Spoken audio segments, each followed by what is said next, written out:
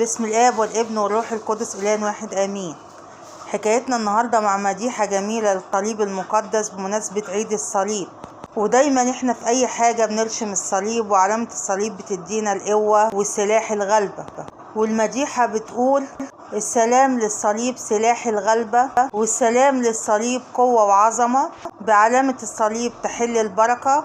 السلام لك أيها الصليب، السلام للصليب عمود الدين، السلام للصليب فخر المؤمنين، السلام للصليب فرح المسيحيين، السلام لك أيها الصليب، السلام للصليب رمز الإيمان، السلام للصليب فخر الشجعان، بعلامة الصليب نجحت الشيطان. السلام لك أيها الصليب، السلام للصليب كنز النعمة، السلام للصليب نبع الرحمة، السلام للصليب حامل الكلمة، السلام لك أيها الصليب، السلام للصليب ثمرة الحياة، السلام للصليب سفينة النجاة، السلام للصليب ملجأ للخطاة، السلام لك أيها الصليب.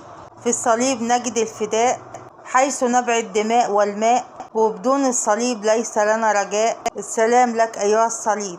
ولما أراد الملك الديان أن يظهر صليبه بالإيمان، دبر تدبير بالإحسان، وظهر للملك قسطنطين. السلام لك أيها الصليب.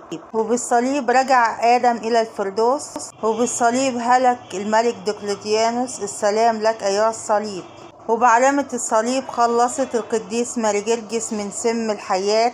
السلام لك أيها الصليب. السلام للصليب ثمرة الحياة، والسلام للصليب سفينة الخطاة. السلام لك أيها الصليب.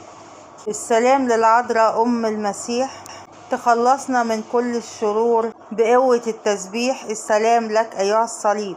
بإشارة صليب مخلصنا وشفاعة العذراء حبيبتنا. السلام لك أيها الصليب. والسلام للملك قسطنطين، والسلام للملكة هيلانا. نسألك يا الله الإعانة لنبحث عن صليب اللي فدانا. السلام لك أيها الصليب. يا رب افتح لينا أبواب كنائسنا بإشارة علامة الصليب. السلام لك أيها الصليب. بارك حياتنا وأولادنا وبيوتنا. السلام لك أيها الصليب. وكل قوة شريرة تمحى حالا من حوالينا بقوة صليب رب المجد اللي فدانا. بالصليب عدينا من الموت للحياة، ودخلنا الفردوس وياه. السلام لك أيها الصليب.